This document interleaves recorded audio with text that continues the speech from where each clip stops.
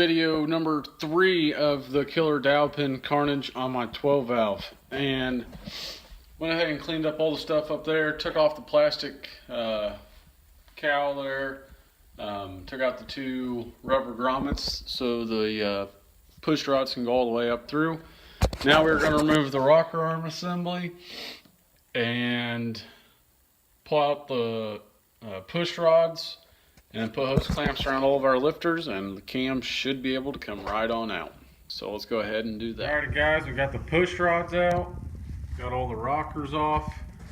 I went ahead and just stuck these through a piece of cardboard so they're easy to know from 1 through cylinder 6. And as you can see, all of them are all off. And now, down here on the tappet cover, there are no more push rods. Now we just gotta lift up each one of these lifters and put a hose clamp around them so they'll stay up and the cam will come on out.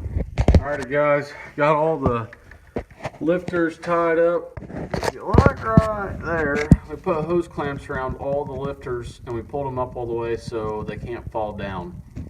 And if they do happen to fall down when the cam is out, then the oil pan's got to come off and you got to go fishing for them. And that is definitely not what I want to do. So I made sure they're up all the way and they are all tight, and hope for the best. Alright, so there's 2 bolts that are holding the cam retainer in. They're 13 millimeters. Go ahead and zip those out.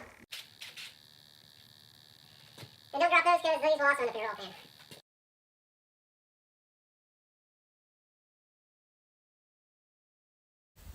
Okay guys, it is the next day. Today is Thursday, and I am going to show you guys what we got. A little bit of a change of plans on how I'm going to do this, but we got the parts in last night. As you can see, we got a new timing case. We got some the vacuum pump, power steering pump rebuild kit, or it's a seal kit. We got a new dowel pin, a tab that goes over the dowel pin. And yes, you do have to put another dowel pin in there because that is for your alignment for your case. We also got a crank seal and the installer for that. I'm trying to think what else. I brought over some rubber bands because I'm actually going to do the wooden dowel method, because I used hose clamps.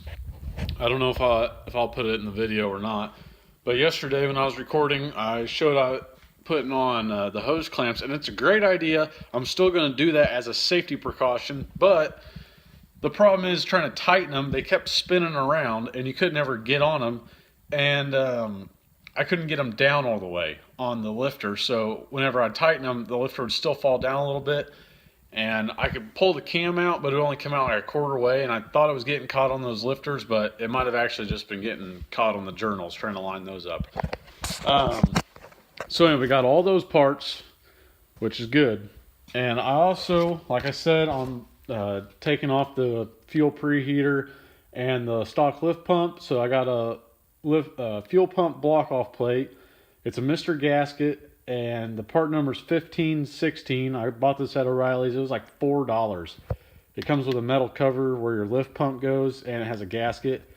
There's just no bolts, so I think they're like 8 by 1.25 or something like that. Just gotta get some more bolts. Also got a new belt because mine would squeak every once in a while, and it had oil on it, so I figured might as well get a new belt. And I get parts at O'Reilly's for like half off, since I work at a shop and we spend a lot of money there. Also got a push rod cover set, which this is for the tappet cover. I got a new gasket for it, because you don't want that leaking, because then it's just got to take the injection pump back off. So anyway guys, we got all of our parts here finally. I'm going to go ahead and cut those. I got 4 4-foot long sticks. You only need 3, but I bought another one just in case something happens.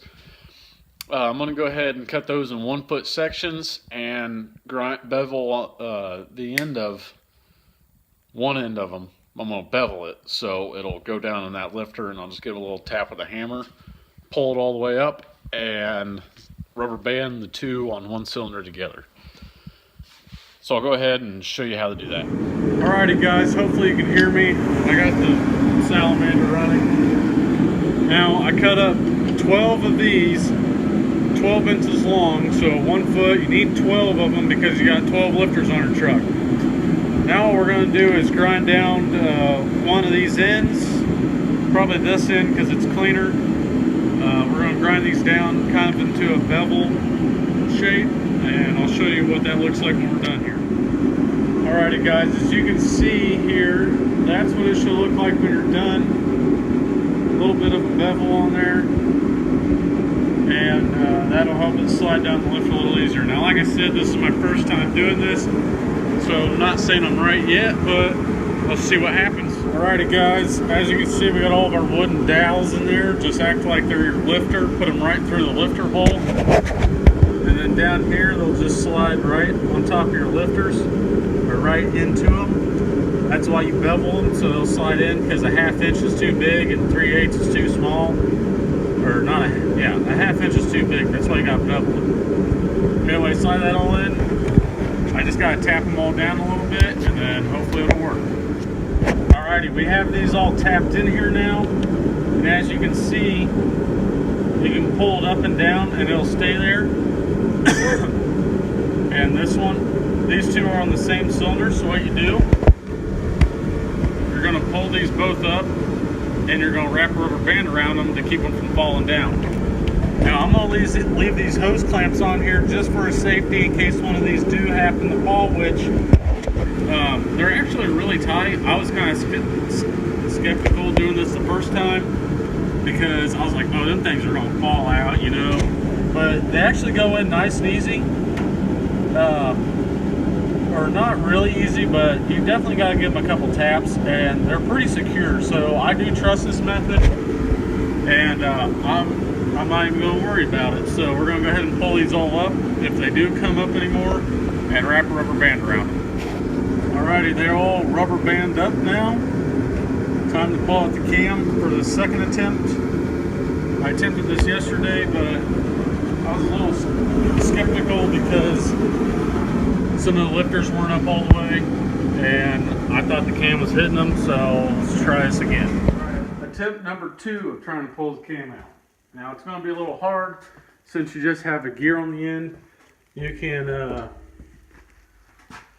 can put a crescent wrench on the top and on the bottom or on the side, so you can get yourself a little bit more leverage, but I don't have any crescent wrenches here, so I'm just going to try manhandling it. Throw some gloves on. Alright, let's hope this works.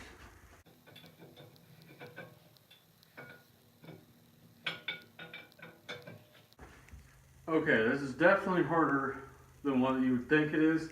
Trying to get them journals to line up is the hardest part. I'm pretty sure that's what I'm having troubles with. I can get it out about 3 inches, and that's about it.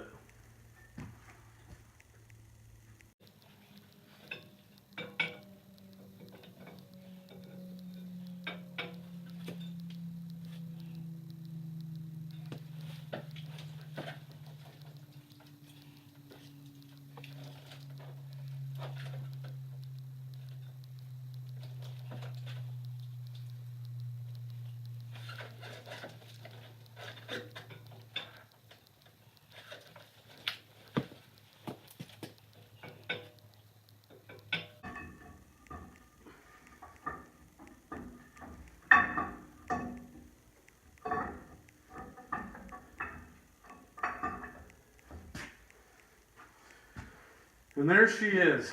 The cam is all the way out. And it looks pretty good. Don't see any scoring. Nothing like lack of oil or overheating, so that's great. Now time to take the cover timing case off. Do not lay this down like this. People say it could bend. I really don't think it would, but I'm not going to attempt it. Just stand it straight up and down. That's going to be your best way of laying this somewhere. And don't let it fall over. Alrighty guys, we got the front, the timing case off here. This is the back side of it. And there is the piece, and it's loose.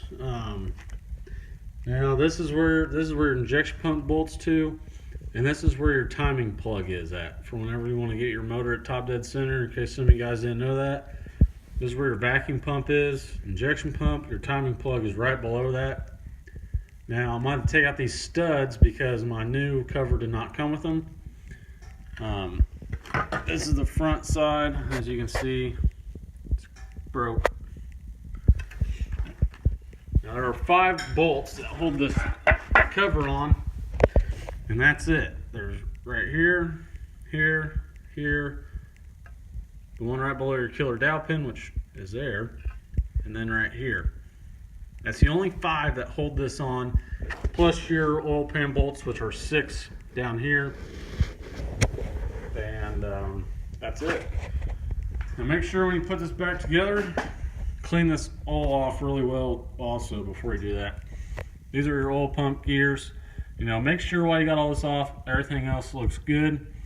But make sure right here where the oil pan meets the block, you put silicone on. Right there, and then over here, because it will leak there if you don't put any silicone. And you also got a gasket for your vacuum pump. I got a new one, came with that kit. So yeah, just clean everything up real well and throw the new cover or case on. And yes, there are 2 dowel pins. Here is the other one on the passenger side of the block, and your killer dowel pin goes right there. Now this is used to align up your timing case. That's why those dowel pins are there. As you can see, mine's not. That's why I'm doing this. But if you don't put your dowel pin back in, then your timing case can come just off center, unaligned, whatever. I've read that it can mess up your timing and all that stuff. It could crack the case again from pressure because your bolts are not as big as round as these dowel pins. So this one never falls out because there's a cover on it. But anyway, just make sure you put your dowel pin back in, get a new one if yours falls out, whatever. Do not run one with that one. Just buy the little tab kit that goes over that and you're all good to go.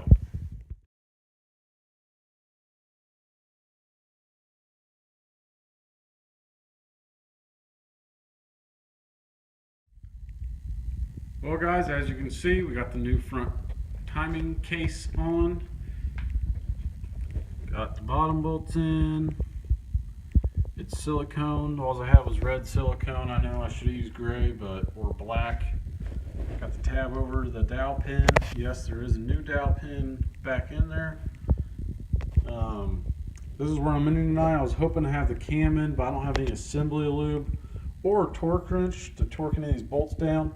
So I'm going to wait till tomorrow, which is Friday, and hopefully this thing will be running tomorrow night, if not Saturday.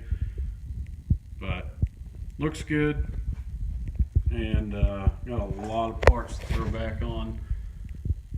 And you know, it's like a lot of stuff that needs torqued down, things that are real meticulous, shit that's in a hard spot to get to. We're going to be putting our lift pump block off plate on down there, and hopefully everything goes well. So anyway guys, this is part 3. Stay tuned for part 4, and there's probably going to be a 5. I doubt I'm going to get this done tomorrow.